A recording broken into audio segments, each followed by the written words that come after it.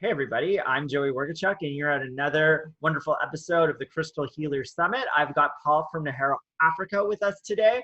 Hey Paul, how are you? Good, good. I didn't ask, is my hair okay? Your hair looks fantastic. You look Okay, fine. good. Your beard's a little like bushier than I remember.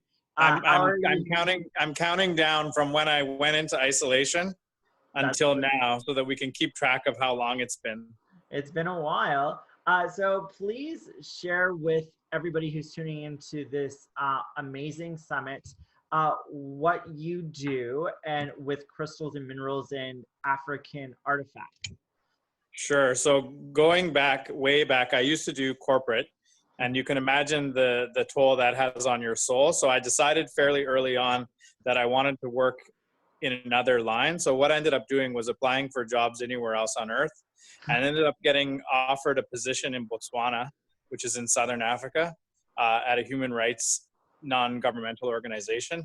And that was different enough that I thought, okay, that'll be a good thing to try. And out of that, I was able to travel throughout the region of Southern Africa. So I was based in Botswana, but I was able to go to Zimbabwe, Zambia, Namibia, South Africa. So even we would go on the weekend to Johannesburg to go to nightclubs because I was a young man at that point.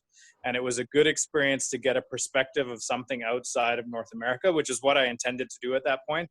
And immediately after returning home from this adventure, I disappointed my parents who thought I would go back into the corporate world. And instead, 6 weeks later, I booked another flight back to Africa and started a business of buying, at that point, a lot of beadwork and artifacts. And then that evolved because, especially going through Namibia, I was driving through some of the areas that produce some of the best crystals in the world, and even in fact the whole region. So I was in Africa last month, and I did a trip to Namibia, Zambia, and Zimbabwe. I was supposed to go to Zambia. I canceled it, but I went to Zimbabwe. I was in South Africa for 24 hours, just scrambling as the Prime Minister was telling us to come home. And I came home because I know a lot of people are still abroad if they didn't make it in those few days. Quite a few people. I have a family member who is stuck in Costa Rica. So like it's still. So it has definitely been a very interesting kind of experience. So your business primarily like works on sourcing minerals, crystals, art, and artifacts from Africa. Can you tell us a little bit about that, what you're currently doing? Because we Happy Soul gets a lot of our crystals from you, especially your citrine is amazing. Yeah. So what I like the thing that I like to promote is the idea that we can buy things from people directly. So I like to go to places, see how things come out of the ground, and then buy them. So the citrines that Happy Soul's been getting, I went and did a field trip to Mansa, which is the place where the mine is, because I wanted to see what it looks like. And I wanted to know that I could answer questions from customers. So people have ideas about Africa, but I like if I can take a photo or a video at a mine and put it up on Instagram and then let people see for themselves exactly what are they buying and who are they buying it from, because there's a whole disconnect a lot of the time when you find something at a wish store or an Etsy store that came from the earth. The whole supply chain of that is confused. So I've kind of worked from the point of view, since I know the answers to a lot of the questions that people want to ask, why not just let people know more information about it? Yeah, no, that is really amazing. So I'm going to ask you more about ethically sourcing crystals. But first, I want to ask you, what are your three favorite crystals, and do you have them to show us today? Yes, so that's a great question. So of late, and I'm thinking to my last trip, so I'm looking in front of me because I have some crystals, and these are things mainly which came back in a suitcase. So one of the challenges that we had of leaving Africa with crystals is that the countries where we were leaving from want to make sure that we have proper documentation to show that we paid royalties, to show that they weren't taken illegally, etc. So there was a scramble in the midst of running to the airports, for example, or driving out of the countries to get paperwork from various government agencies. But these are things that I managed to bring back. So what I might do is switch the phone around. Some of these are things that I just listed on my Etsy, which interestingly has gone up since everyone's at home. I think crystals are one of the things that people are looking for. Insane. Like it's amazing, like to see how many people are like purchasing crystals right now through this time. And a lot of customers are reaching out to me. We were supposed to be at shows by now in Montreal, in New Jersey, in Toronto, in Vancouver. So we sort of, this spring is a season where I like to move all over the place. After going to Africa, I was going to fly right to Vancouver, but obviously a lot of those plans have changed very quickly. So in the meantime, the people are reaching out to me that I might have seen. So I'm going to flip the camera around. Oh yes, your magical little office. Oh, Yeah, those are gorgeous. so these are aquamarine coming from Namibia. So this was one of the last things that I bought. Literally, I like to buy things on the way to the airport, if that makes sense. So I went to a fellow's office, and he had an exquisite collection of aquamarines. I better not hide the big ones. Oh my gosh, that's gorgeous. Hi. Yeah. So one of the things that happens when you're buying crystals, there's two ways that your luck can go usually. You could have bad luck or good luck. And generally, I kind of put myself in the frame of mind that I'm going to have good luck. That's my attitude. I'll keep showing you as I talk. Here's some really cute aqua on fluorite. That's gorgeous. That's it. And feldspar. For those who are just tuning into this and don't know you, I run into Paul quite often in a lot of different kinds of shows, and Paul has some really great specimen pieces when it comes from crystals from Africa, and your aquamarine is the highest quality that I've ever seen at any other show. You always I don't like great pieces. I mean, it's a function of where we go. Oh, this one's interesting. Oh, that's stunning. Stunning. So I thought at first those are citrines, but there's an iron coating on the outside of smoky quartz. And we try to be particular when we identify different minerals. It's very tricky. And sometimes you'll get an email from someone who says, or you're at a show and someone will say, hey, I think this is this instead of that. And always when that happens, your heart skips a beat and you quickly grab your reference guides and Google and whatnot. But generally, we're pretty good. So I'm going to call that an iron stain smoky. But honestly, when I saw it this morning, I thought that's citrine. And I love these big beryl crystals. So beryl is category 1 of my favorite crystals. And then these are things that I brought back in my suitcase. Oh my gosh, that's so beautiful. It's a scepter amethyst. Yeah, and this is a Shangaan scepter. So this is another one of my top 3. Wow. And the Shangaan are tribal people from Zimbabwe. So I spent 4.5 days in Zimbabwe. I arrived there from Canada via Ethiopia, and I was able to basically organize myself. And you can see these are from the ground. We grabbed it as they were digging them out. So stunning, so beautiful, such a powerful piece. So the first thing that we did when we arrived close to the mine was we greeted the chief, which is part of the culture in Southern Africa. So his name is Chief Gazani, and his people are Shangaan people. And these are the stones that they mine. So you'll see a few of those here at home, and they're beautiful and powerful spiritual crystals. Yeah, and one of our mutual friends, Judy Hall, helped me a lot because as I talk about my experiences, I'll talk primarily about culture and geography, which is where I have a lot of experience, rather than like saying what the energy of the crystals is. And I tend to rely on people like yourself and Judy and Krista Mitchell and Hibiscus Moon, who I know you interact with, and some of those are going to be part of the Crystal Summit as well, because I'm not on the same level of training that you guys are as peers. As we talk in circles, you're one of our favorite crystal sources because you put so much effort and you have no problems with having a conversation about how you source your crystals.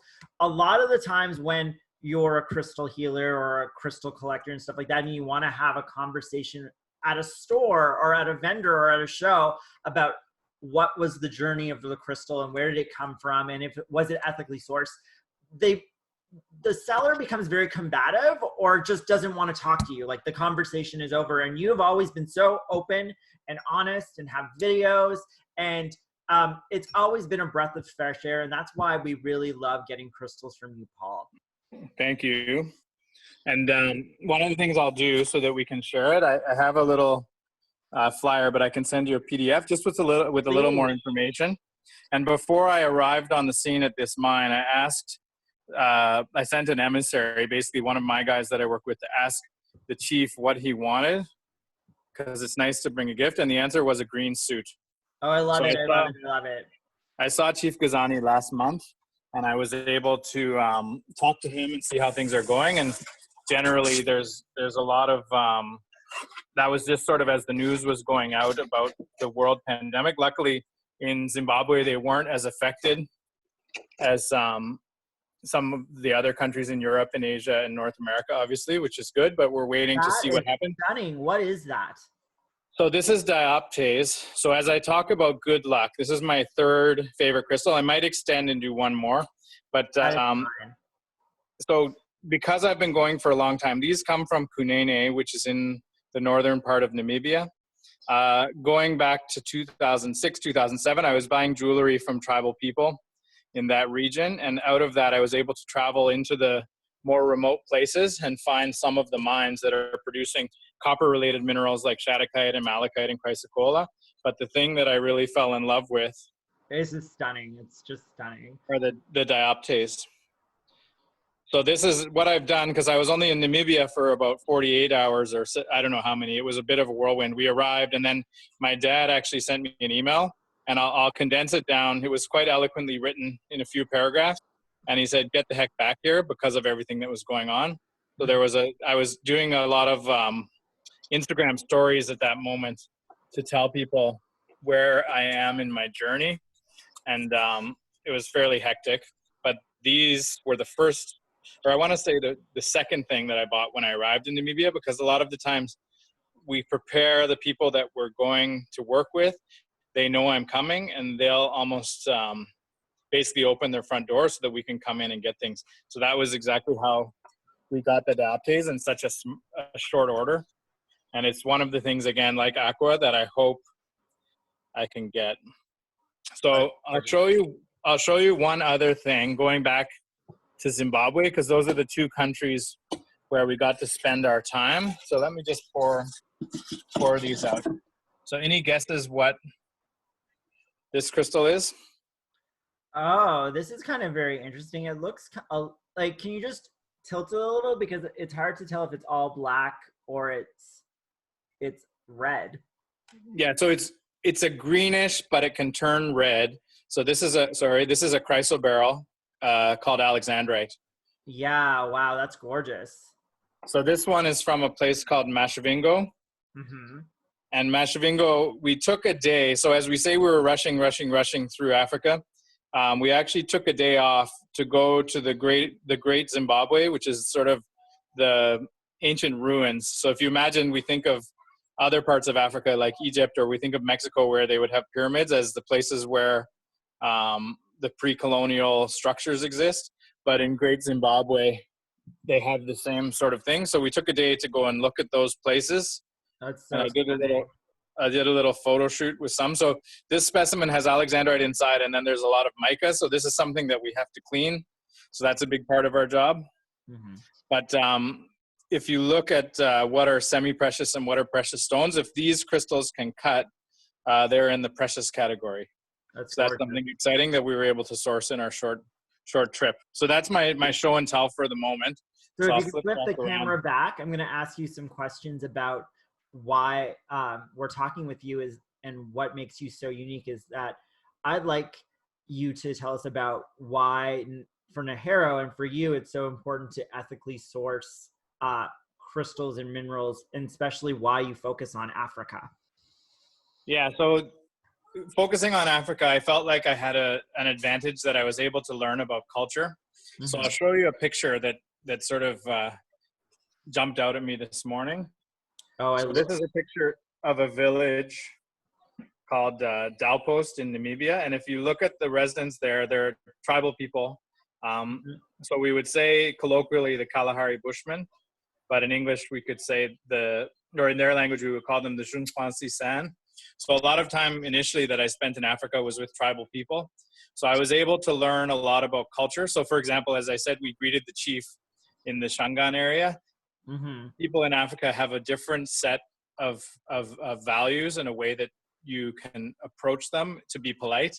And And once you start to learn those things, then it becomes, I won't say easy, but it facilitates this business in that I can go to a place, be polite in the context of the local culture, and explain to people what I'm doing, ask them what their needs are, and then you can see the results are that we get amazing crystals. So there's sort of an extension of my original trip to Africa. A lot of it was spent making mistakes, so always wanting to be in a rush. So, for example, there's this idea that people in Africa are sort of I don't want to use the wrong word, but let me say that it takes a long time to get things done. But what I've noticed is that if you go into circumstances and you greet the people properly, you explain what you're doing there, you tell them who you are, why you're there, who your mutual friends are, then things happen remarkably quickly. And an example would be getting our permits as we leave Namibia in a rush. So I was communicating with a government office to say, we're leaving now. It's 8:45 in the morning, and my flight is at 2:30.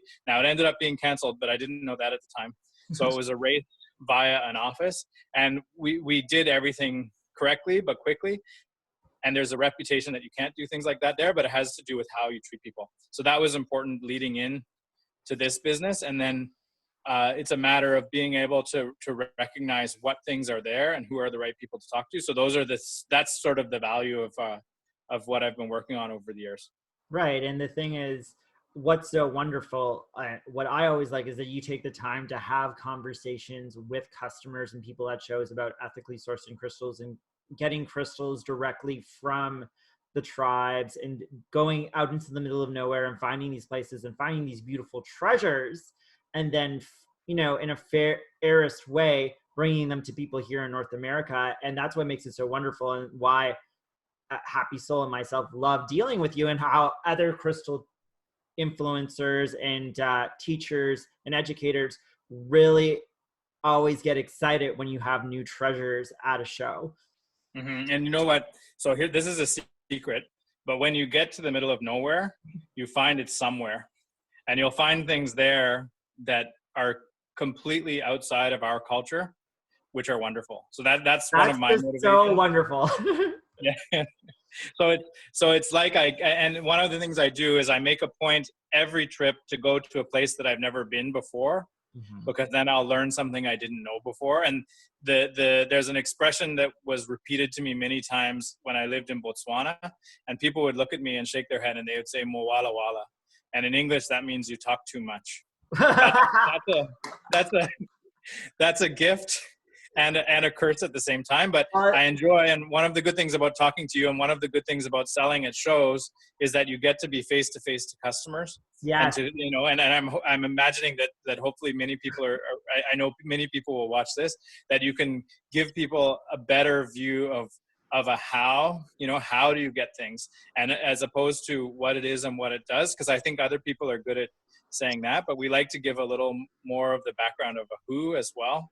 And where on our card, for example, we can write down who, what, and where, which I think a lot of the time is missing from the interaction with the crystal. So that comes out of the work and the learning that I did going back to 2002, 2003, 2004, and now look where we are. Yeah, no, that is one of the things I notice as a person who goes to a lot of different shows and does a lot of different buying for all kinds of different kinds of clients, is that if you don't know about the where and how and what the crystal's for, mineral wise or even spiritual wise or application wise or whatever, that most of the times the sellers don't either. And what I've always liked is that you always take the time to ask questions and find out information. One of the things that I'm super excited is that for people to know is that the Shringa amethyst that you have is exclusive through you. You get it from that tribe and that chief. If you could share the PDF with me so that I can include it in the email, and if you can have a link to your website, I will send people through the email. So everybody who had a chance, who was interested, Paul's link is in the email that you received that you clicked on watching this video. I want to thank you so much, Paul, for taking the time to share your stories and what you do and those beautiful crystals. Thank you so much, and I hope to see you soon in another show. Thanks so much, Joey. I enjoyed it. Bye.